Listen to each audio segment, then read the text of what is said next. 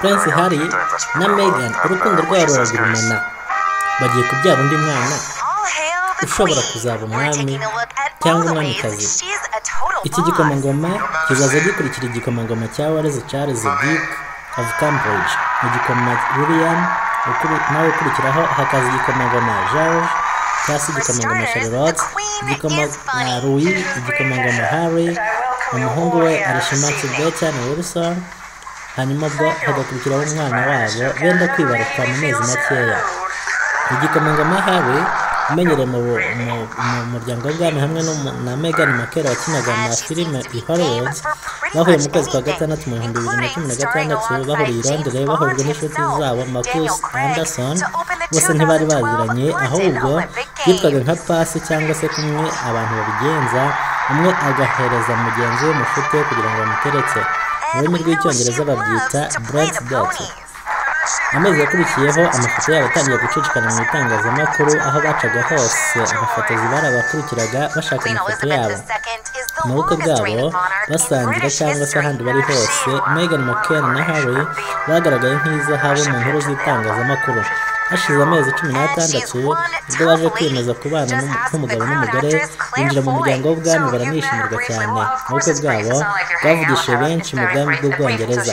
Mu kwezi kwa gatanu 2018 ubwo bashyingiriwe muri chapelle yitiriwe Mutagatifu George byabereye muri Castle, aho mu mwaka wakurikiyeho bibarutse umwana wabo wa mbere Archie wavutse ku itariki ya 6 z'ukwezi kwa mbere mu 2019. Meghan Markle yabyariye umwana mu bitaro bitandukanye n'aho abandi bagore bo mu bwami bw'Ubwongereza babyarira. Akiva mu bitaro ntabwo yigeze yifotoza ngo yerekane umwana nk'uko byari bisanzwe bigenda. Yaje kwerekana Archie ari kumwe n'umugabo we baramaze no gutaha baravuye mu bitaro kera. Mu 2020 ubwo Meghan Markle yavuye mu nshingano zabo nk'ibikomere bw'Ubwongereza n'ibikomangoma biyemeza kujya kubaho ubuzima bwabo busanzwe batunzwe n'amafaranga yabo bishakirwa badatunzwe n'ubwami bw'Ubwongereza. Ubu ngubu bibera muri California muri Leta Zunze Ubumwe za Amerika. Ikinyamakuru Insider kivuga yuko mu kwezi kwa gatatu uyu muryango wavuye Vancouver muri Canada, aho wabaga ukiva mu bwami bw'Ubwongereza ukajya gutura mu gace keza ka Beverly Hills Los Angeles muri Leta ya California. Kuba badakunda kwigaragaza cyane cyangwa se ubuzima bwabo ngo babishyire hanze byatumye n'ubundi iyi nzu bayishyiraho uburinzi bukomeye cyane, ku buryo bigoye kuba wabona n'ifoto y'inzu cyangwa se kuba wabona n'ifoto y'umuntu umwe mu muryango wabo. Ubuzima bwabo mu muryango wabo Los Angeles buratuje cyane, gusa byabaye umwanya mwiza kuri bo kumarana umwana munini na mama cyangwa se nyina wa Meghan Markle, Dorian Legrand, nabo ba muri California. Hari ibitangazamakuru bitandukanye muri Leta Zunze Ubumwe za Amerika byatangaje ko byinjiriye urugo rwabo igafata amafoto ubwo coronavirus yari ikiri mu mizi yayo umwaka ushize 2020. Case of Success niryo zina ry'icyubahiro umuryango w'ubwami bw'Ubwongereza rihabwa Meghan Markle, naho umugabo we agahabwa izina rya Duke of Success ni Prince Harry.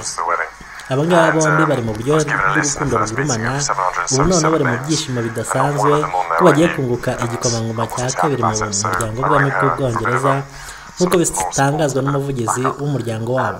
Nyuma y'umwaka umwe gusa uyu muryango ufashe umwanzuro wo kuva mu bwami bw'Ubwongereza ukareka imirimo ikomeye y'ubwami ukajya kwibesha mu buzima busanzwe, witunga mu buzima busanzwe n'umutekano wabo. Igikomangoma Harry na Meghan bavuga ko basanzwe n'ibyishimo nyuma yo kumenya ko bagiye kwibaruka undi mwana uzaba cyangwa se ushobora kuba umwamikazi. Umwamikazi w'Ubwongereza Elizabeth hamwe n'umugabo we igikomangoma Edinburgh Philip Mountbatten, Duke of Edinburgh, igikomangoma cya Wales Charles hamwe n'abandi bo muryango w'ubwami bw'Ubwongereza bakiranye inkuru ubwuzu budasanzwe, ndetse ko banayifuriza ishya n'ihirwe uyu muryango wavuye muri ubu bwami ukajya kwibesha mu buzima bwabo busanzwe kandi bwite. Harry na Meghan bagaragaje ifoto yabo ya Noir Blanc bari munsi y'igiti ahantu hameze nko mu gashyamba mu busitani. Harry yicaye mu busitani nta nkweto yambaye ibirenge n'ishati yayizinze amaboko, naho Meghan yamuryamyeho yagaragaje inda yiseguye akaboko ke ku maguru ya Harry areba hejuru yuzuye ibineza neza barebana mu maso. byagaragara ko buri wese yishimiye gutwita kwa Meghan. Ni igikomangoma kije ari icya munani ku murage w'umugoma z'ubwami, bivuze yuko uyu yaba ari umwami cyangwa mwamikazi igihe abandi bose bagera kuri 7 babanje bamuri imbere batagihari, cyangwa se hari impamvu yatumye bataba umwami cyangwa umwamikazi. Ntabwo igihe Meghan Markle azabyarira cyatangajwe, gusa bigaragara yuko atari ibiri kera cyane nk'uko bigaragara mu mashusho y'igikomangoma Harry. Bikongeraho amagambo umuvugizi w'urugo rwabo yatangaje ati dushobora kwemeza yuko Arki agiye kugira murumuna we umukurikira, kandi ababyeyi barishimye bidasanzwe. Ntabwo byoroshye kuba wareba inda ya Meghan Markle ngo umenye igihe amezi ifite n'igihe azabyarira, gusa ikigaragara ni uko ari inda igeze mu bigaragaza ko igiye kwibaruka, bigaragara ko bitazafata amezi menshi. Nissan Harman, inshuti ya Dick na Duchess of Sussex hamwe n'umufotozi wabo bafashe ifoto bayishyize mu itangazamakuru bagaragaza ko bategereje kwibaruka umwana wabo wa kabiri. Uyu mushuti wabo yaratangaje ati Meg, nari mpari mu bwe bwawe nk'umuhamya w'intangiriro y'urukundo rwanyu, kandi uri inshuti yanjye, nteye ishema n'urukundo rwanyu ruri gukura buri munsi. Iri tangazo ry'uko umuryango w'ubwami bw'Ubwongereza ugiye kongera kwaguka wakira igikomangoma cy'umurage ku rwego rwa 8 byaje nyuma y'iminsi 5 hijijwe umunsi mukuru w'ivuka ry'umwami ku mwanya wa 11 cyavutse ku gikomangoma Eugenie cyazwe umwuzukuru wa Elizabeth wa kabiri. Umwana wa kabiri wa Meghan azaba ari umwuzukuru wa 10 cyangwa se wa 11 w'umwamikazi Elizabeth wa kabiri n'umugabo we the Duke of Edinburgh Philip.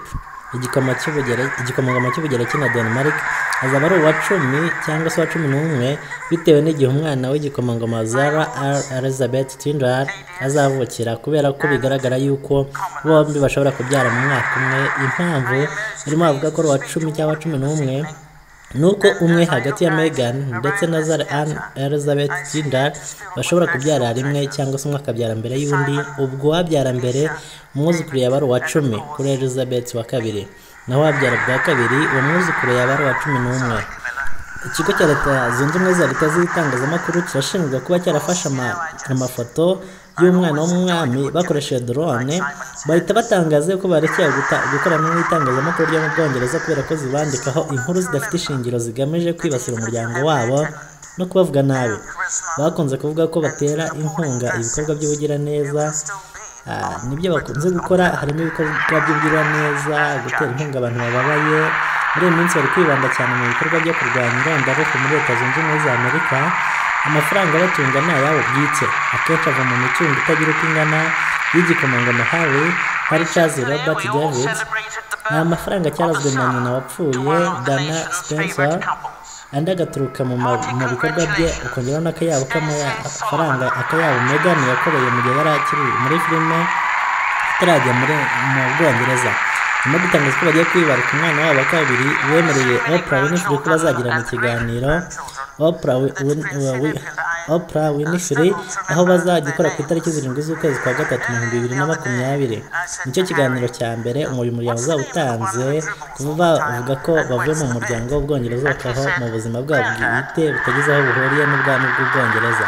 Benshi babwize Megxit cyangwa se Meghan Exit. Intego ya mbere kwari ukubona umudendezo wabo wuzuye ndetse no kubaho mu buzima bashaka kandi badatunzwe n'imisoro y'Abongereza. Iki kiganiro bazagirana na Oprah Winfrey kizaba kibanda cyane ku ngingo zikomeye ziri mu bukwe bwabo ndetse n'imishinga yabo bateganya nyuma y'igihe maze umwaka bavuye mu nshingano z'ubuyobozi bukuru mu bwami bw'Ubwongereza. Meghan Markle yitezwe ko azanagirana ikiganiro na Oprah Winfrey ku byerekeye ubuzima bwo kuba umubyeyi, uko yitwariye iyo byumvise byinshi bimuvugaho ndetse n'ubuzima bayo muri California. Azavuga ku buzima bwe bwo kuva muri rubanda rusanzwe cyangwa kuva mu busitani akerekeza mu buzima bw'ubwami, ndetse anavuga ku buzima bwo kuva Buckingham Palace no kuba rubanda rusanzwe abyihitiyemo. Biteganyijwe ko Oprah azabanza kuganira na Markle hanyuma akaza kubiyungaho ikiganiro kigeze hagati, bagakomeza bavuga ku mishinga yabo mishya, bavuga ko baje gutura muri Amerika ndetse no ku muryango wabo ukuri kugenda waguka. Nicyo kiganiro cyabo cya mbere kizajya gitambutsa kuri televiziyo kwemerana kubana kuva 2017. Oprah Winfrey yitabiriye ubukwe bw'uyu muryango mu 2018 Windsor Castle ndetse n'umuturanyi wabo muri California aho uyu muryango uba ni naho hafi hari urugo rwa Oprah Winfrey. banakorana kandi n'igikomangoma Harry mu nkuru mbarankuru mu bijyanye n'ubuzima kuri Apple TV+. Mu buzima busanzwe Oprah Winfrey yari asanzwe ari inshuti magara ya Meghan Markle. Ntabwo bizwi neza niba Harry na Meghan baramenyesheje abo mu muryango w'ubwami bw'Ubwongereza ibijyanye n'iki kiganiro cyangwa se bataramenyeshejwe. Gusa ingoro y'ubwami bw'Ubwongereza Buckingham nayo yahisemo kwicecekera kuri ibi ngibi kubera ko isa naho itakibagenzura cyane. Ntibiramenyekana kandi niba hari televiziyo mu Bwongereza izatambutse iki kiganiro nk'uko byajyaga bigenda. Abangaba bombi bivuga ko mu mishinga yabo iri imbere bashobora kuzajya bagira uruhare mu biganiro bitambuka muri Netflix, rimwe na rimwe mu biganiro binyura muri no televiziyo itambuza za filime n'amakuru y'abastar. Tugushimiye ko babanye natwe ukadukurikira kuri chaîne yacu ya Ibaba TV. Komeza ubane natwe kandi like na subscribe.